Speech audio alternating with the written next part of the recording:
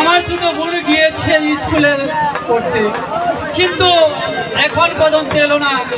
হয়তো রাস্তায় কোনো সমস্যা। হ্যালো হ্যালো,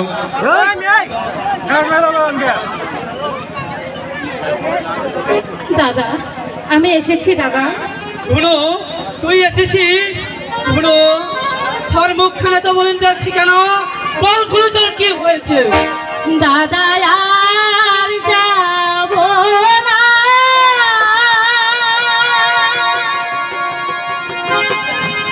ওই স্কুলে দাদা আর যাব না, ওই স্কুলে